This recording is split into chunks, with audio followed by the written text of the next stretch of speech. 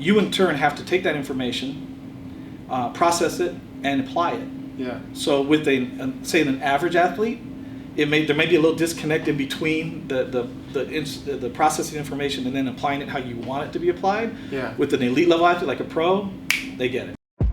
Welcome to the Miracle Academy.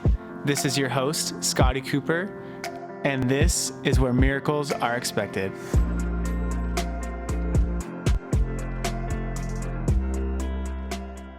Hi there, this is Scotty Cooper with the Miracle Academy. Today is our first podcast, and I've got a really special guest today. This is Coach Rick Hagedorn. I actually knew of him in high school. He was the speed coach that all the fast guys went to. So I'd see these shirts that said speed burners, and I knew I don't know who this guy is, but I know he's legit. And he's become part of our family here at Cooperstown Chiropractic, and he's just a wealth of knowledge, and I always enjoy the conversations I have with him. So that's why he's here today. So welcome, Coach. Thank you. Yeah. So the big things that I like, or that we talk about a lot, is that with us here at Cooperstown Chiropractic, we see health kind of in a different mindset. So we look for, other people look to diagnose a problem where we're more looking for function, and we end up finding things that others don't find. And what I really like about you is that you do that with speed and with athletes.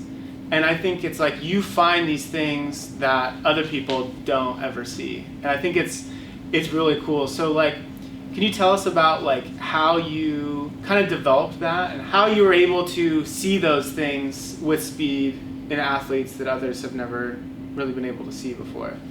Well, I don't know if the correlation is exactly that, because you guys are a level above that, and everybody's different. Though I think where it lands in some common ground is every athlete's different, and they all have different flaws. Yeah. They might have all different causes of disease, for instance, and that's what you and your dad are so good at finding out. But to me, my methodology is based on each individual athlete, so we don't blanket coach it, because everybody has different flaws. Yeah. And so trying to find those flaws and correct them over time. Which is why I do an evaluation with each, just like you guys do here, with each individual athlete, so I know their flaws. So moving forward, when we group them, I can coach them effectively. Yeah. So it's probably the same way you guys do things, a lot of the ways. Yeah. Just not as brilliant. Thank you. I appreciate that. So when you first came to us, that first day when we did that consultation, what was it that gave you confidence in us when you and I were first talking, when we first sat down for that? Well, first of all, the background. I'll give you the background on it. My dad was diagnosed with lymphoma. One of my athletes is Kyle Pecco, who is one of your patients, and his wife Julie, who had the same type of lymphoma. And so what I did is I called Kyle and I said, "Hey, tell me about chemotherapy." My dad's 88. He's a little different than Julie, who was 23 or whatever it was, right? Mm-hmm. But I wanted to know what she went through and what we could expect with him. And the first thing he said was, "I want you to call this doctor, Dr. Cooper. She's gone through the chemotherapy. She's also going through him, and we think he had a big hand in helping her recover." So I called you guys, came down here, and that's when you said, "Hey, I know you. You're the speed burner guy." And so I was comfortable right away because we had some common ground. Yeah. But to me, in my profession, loyalty is everything. So if Kyle, who's one of my guys, says you need to make this call, I didn't even think twice about it, so I made the call. Yeah. But once I got here and sat in front of you guys and saw what was going down here, I thought it was perfect for my dad. Yeah. Because of his age, number one. Number two, he's a people person. I think one of the things you guys do here, that we talked about culture one day and how you create culture in different companies. The culture you guys have here is unbelievable. You come in here and you feel like you're with family. Yeah. You meet different people every time you're here. We're here 3 times a week. My dad looks forward to coming here. Yeah. He gets upset if we don't get to come here, right? So, and he says, "Well, how long am I going to have Dr. Cooper?" And I said, "For life. Yeah. For as long as you want to be there." And he's excited about that. He even actually apologized to your dad one day when he said, "I don't get to come here anymore," when he started his chemotherapy. And your dad says, "Of course you got to come here. You're not getting rid of us that easily." So I think that culture you guys have created here is kind of what we try to do at Speedburners too, have a real big family atmosphere. Yeah. And we all take care of our own kind of thing. So Yeah. when Kyle said pick up the phone, I picked up the phone. I was in the car when I called you. Yeah. It was that quick. That's cool. Yeah.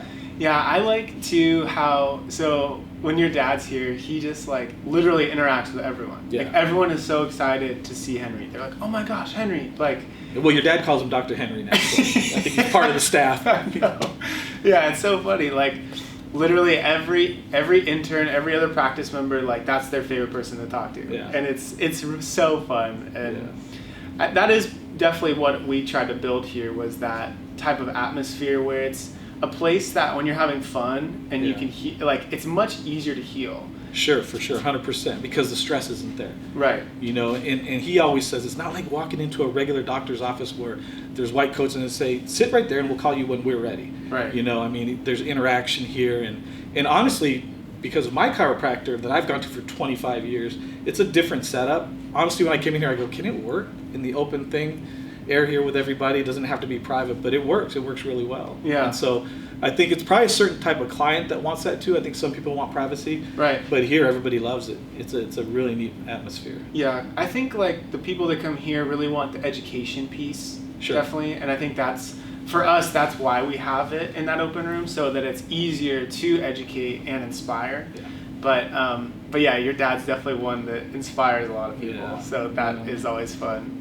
So I kind of want to hear, like, what is a difference, this is kind of changing gears a little, what is like a difference you see with someone that really excels under like one of your athletes that really gets to the top versus guys that are just kind of average? Like, what's the thing that sets those people apart for you? What are the things you see in that?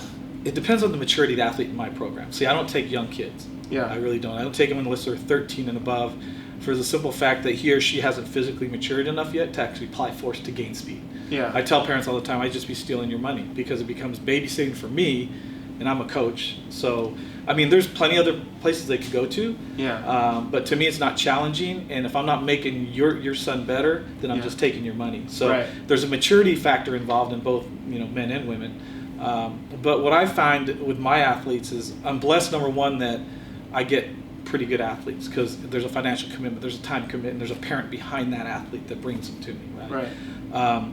But there's different sorts of athleticism, there's different sorts of work ethic. Yeah. To me, you have to put in the work because it's extremely hard. It's not for everybody. My program is not for everybody, number one. Number two, I have a lot of pros, right? And everyone says, what's it like coaching a pro? Well, they're elite level athletes. That's how they're categorized, right? But I also have elite level athletes at the high school and college levels too. And this is how I define it. So as a coach, I have to give you as an athlete information to process. Yeah. Okay. You in turn have to take that information, process it, and apply it. Yeah. So with say an average athlete, there may be a little disconnect in between the processing information and then applying it how you want it to be applied. Yeah. With an elite level athlete like a pro, they get it. Yeah. So it's a lot easier, but it's a lot challenging. More challenging because we're bumping up levels. But I have kids that are high school level athletes that get it right away too. Yeah. You know, so there's where coaching comes in terms of patience and stuff like that. Where you know, and it happens in every sport. But some just genetically have it and are able to do it. It's like the kid who can go to MIT versus the kid who goes to a normal school. I'm not going to say names, like I went to, but that's a difference in athletes.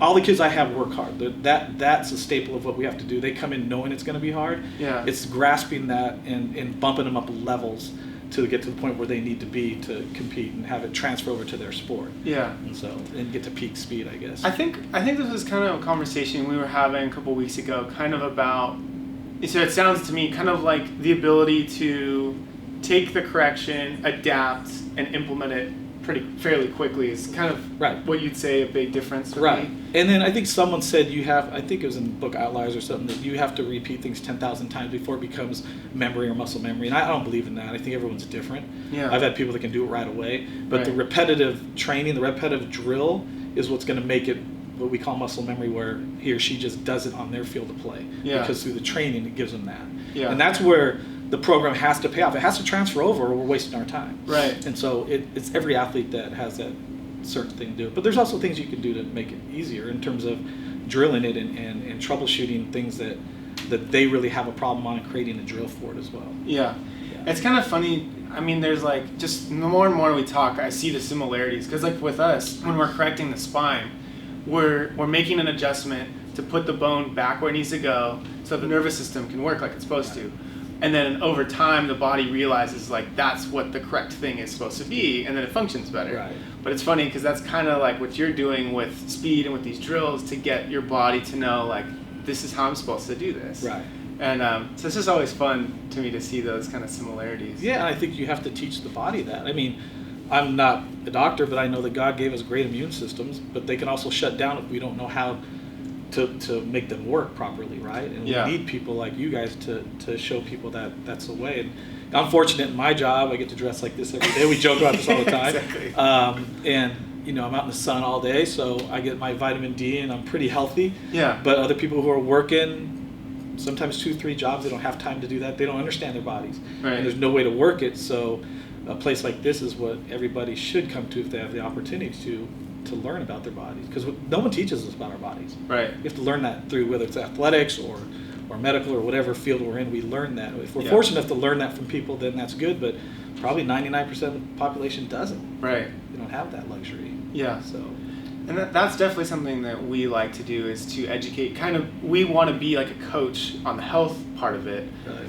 And I was just talking with a practice member yesterday about that. She was saying like, I don't know what to do. It was a mom that had a younger boy. He was like in 2nd grade and super cute kid, but she's like, I know some of these things, but I don't know everything. And that's kind of like what we really thrive on, is that kind of person that we can help guide and get them to where they really want to be. Yeah. So another thing I wanted to ask you about was like, you've got a lot of really cool stories of different athletes you've had. Mm-hmm. So what's like a cool one, like maybe of one of the people that you've brought into us that you saw a need, that they needed some extra help with their health, and like different stories you have about that? Well, a lot of my guys are football guys. Right. That's the majority of my clientele are. But Yeah. When they get to the highest levels of college football, and you play college football, you understand, or NFL, the collisions are pretty brutal. Right. So, there's a lot of CTE out there that people are talking about that no one has a cure for, and it's a horrible thing, especially with some of these NFL guys that have taken their own lives because they don't know what's going on. So I have a kid that well now, Jeremy McNichols, who's a running back here at Santa Margarita, Boise State, and now he's with the Tennessee Titans. And for about 5 weeks, he kept coming and saying, "Gosh, Coach, my right side of my head's pounding like I have a migraine." Mm-hmm. And I kept saying, "You need to come see Dr. Cooper." Yeah.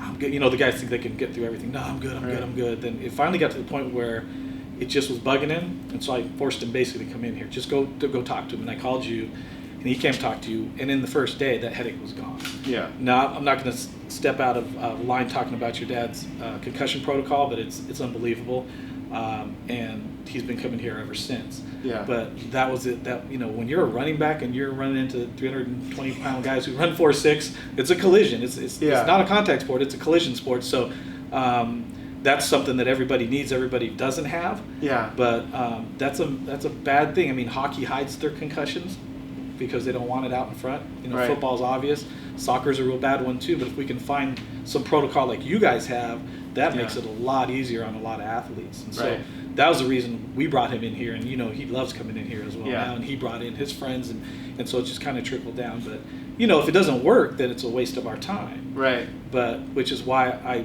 bring as many people as I can through here, because I've seen the miracles that you guys have worked, and we all want our friends and family to be healthy, right? Yeah. Definitely. And that's really what we like a lot, is that you do that and you help build like your tribe of people, and it is meaningful for us that you take that initiative to bring like you've got so much family and friends here now. It's so cool to do. And that's how we designed a lot of this, is we wanted that. We wanted, once you're healthy for yourself, you want to be healthy for your family and all the people around you. Absolutely. And you want all the people around you to really level up and to get better. And it's so cool to see, that was our goals to set out, and now we see that happening. Yeah. It's really fun for us. Yeah. Well, I think word of mouth is the best marketing tool. Yeah. I've never, ever advertised in anything other than buying a little ad in the program, a little business card ad, which don't work. Right. You don't get anything of that. But if you're good enough in what you do, people are going to want you to come there. They're going to want to share that. So, and I think I've seen it in the 5 months here, how many people are coming through here, and it's just snowballing for you, which is great. Yeah. Yeah. Definitely. And that's really what we want, is we want to be able to take that to more and more people, get more and more people well, let them know that there's something different. Yeah. That they don't have to be stuck in what's not working. Absolutely. And that's what energizes me, definitely, is to help get that message out and help people know that there's something else they can do. For sure. So what do you think would be like the most important thing you'd be telling a young athlete that wants to know, like, hey, here's a big time speed coach, what's like something, like a little pearl you could give them that would be like, this is something that you should do or you should look into to get better? How young? Like a high school kid. Yeah. Basically, like anything you do, whether it's golf, wrestling, tennis, whatever, get the fundamentals down, learn how to run, because most people don't know how to run. Yeah. Every athlete who's come through, even my pro athletes come through me, we go through an evaluation, I teach them how to run because they don't know how to run. Right. They get away with it because genetically they're just so much better than everybody. Yeah. But very few people know how to run properly. Yeah. That's the number one thing. If you can find someone to do that to you, teach you that, that's what you need to Yeah. get that body moving efficiently, right? Right. So we're not having hamstring problems and knee problems and hip flexor problems and ankle problems because our gait's off, right? Yeah. And so that's the very first thing, fundamental. Like with the young kids, I take, and I don't want people to think that I don't like young kids. I take them in our camps that we do, and it becomes that fundamental teach. Right. Okay, but if you took a young kid and you just drilled that over and over and over again, they wouldn't have any fun with it. Right. And so to me, with little kids, I tell parents all the time, just bring them to the park, let them run, let them figure out their bodies. That's what we did when we grew up, right? Right. But when they get to a certain time when they can actually drive the car, and you gotta teach them how to hit the gas pedal, turn the steering wheel. Right. And they can take it and really teach it themselves at 13, 14 in my case. That's when they can have that speed coming. But fundamentals are everything in any sport you have. You just got to learn the fundamentals of it. Learn how to run properly if you can. Nice. I think another thing you and I talked about too was a kind of mindset and like the athlete or the industrial athlete taking responsibility for themselves instead of it being a parent kind of pushing it on the kid. I know we've talked about that a lot. Yeah. Do you have any like comments on like what do you think a kid's role in that mindset or like their willingness to kind of get better? What do you kind of think about that? Well, kids are different nowadays. Yeah. Right. There's I don't know what people, the millennials say, quit blaming on us. It's not us anymore. But they're just different. I was a football coach for 20 years, and when I first started, you told the kids to run through the wall, and they would do it. And they'd ask you later. Now a kid questions everything. Right. They want that. It's that social media world we live in where they want that instant gratification. I don't want to work for it. I just want it now. Sort of thing. So, and that's not every kid. That's right. just, the majority of the kids are like that. I'm telling you, even in high school, you may have at a 50-man roster, you may have 10 guys that'll just run through the wall. The other guys want to know why. Yeah. And so for me, when I'm evaluating an athlete, I'm really evaluating the parent. Right.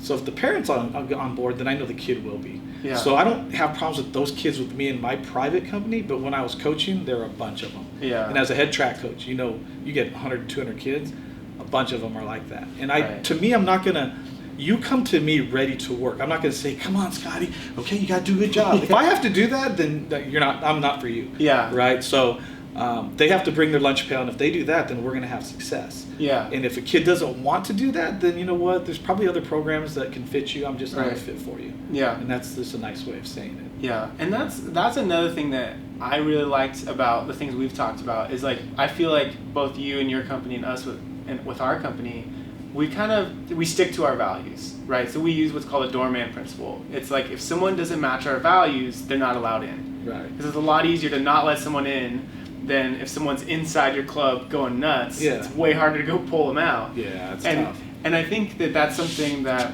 both of us are like very clear on is like we know what we want to do, like who we want to work with, the type of people. Right. And we help guide them if they're not there. Yeah. Like maybe this other option's better for you. But I love that it's like I'm not going to change who I am because this person wants something else. We can't be everything to everyone. Well, and to heal, they have to want to heal. They have to do it. You guys can't hold their hands through it, Right. And it's the water inside the sink that ships it, right? Yeah. So stay out there, just go somewhere else, right? Right. Otherwise, it becomes hand holding, and I don't think anybody worth their salt has time for that. Right. So. Yeah. Cool. So, what other things have you seen like in our office that have just inspired you, or that's been like really fun for you when you're here? Because you do get to come in and hang out and with your dad when he gets adjusted. Like, what things have been fun for you here? Well, we talked about your culture here, seeing people from the past, Coach Coates back there, renewing old friendships and stuff, but just the atmosphere, just the way you guys run things here, and how your dad is with little kids here. I mean, it's different. It's different, and it's not fake. You might think it's fake, but it's not fake. It's genuine. And so I'm an observer. I come in and I observe things a lot. Yeah. And so I do that. I'll sit on that bench, pretend I'm on my phone, but I'm looking and watching and seeing how people do. Even the doctors you have, they all have their separate ways of doing things, but it's all cut from the same mold that you guys want. Yeah. Where they're effective, but they're having fun in the process. And a lot of people in the old days said you couldn't do that, but that's not true. You can have fun and work hard. Right. Right. In fact, your dad was at my training 2 weeks ago and had a parent come up and say, I saw my kid talking too much. I'm like, that's fine. Let me coach.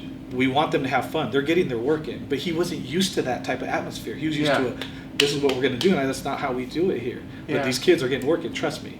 And that's kind of what you guys do here. Right? Yeah. I mean, so, and yesterday was real busy, and your dad's like, hey, it's all right if, you can wait a couple minutes. Like, yeah, fine. Yeah. But no one here, most doctor officers are saying, gosh, come on, I'm not going to wait any longer. Everyone's chill here. Everyone's like, okay, we'll just wait till he's ready. Yeah. You very rarely do you guys run behind schedule, but that happens. But yesterday there was no tension here at all. They're all willing to wait their turn. Yeah. And that says something about how you guys do things. Yeah. Cool. Awesome. Well, this was really fun. Like, it's literally like as if we were just recording us talking normally. Because we normally just hopefully it comes hang across out. that way. I don't know, Yeah, because normally we're just hanging out and talking. But yeah, thank you so much for this. Absolutely. It was really fun. Yeah. But yeah, check them out. So Speed Burners. My brother's going there now, and I swear that, like, he and I were talking about it the other night, like, out of all the training he's done, I feel like what he's done with you, I've seen the biggest difference in him in such a short amount of time. Yeah, it's been huge. And he's not the greatest gifted athlete like the pros I have. Right. He's had to work really hard, and even when the kids on his own team are like, what the heck happened to him? Yeah. But that's a testament to him coming and working hard 3 days a week. Right. He's always there unless he's sleeping in, which happens a lot. But, But yeah, no, I'm proud of David. He's done a really, really good job there. Yeah. Awesome. Well, thank you so much. That was really fun. And I'll see you next week. On Monday. Yeah.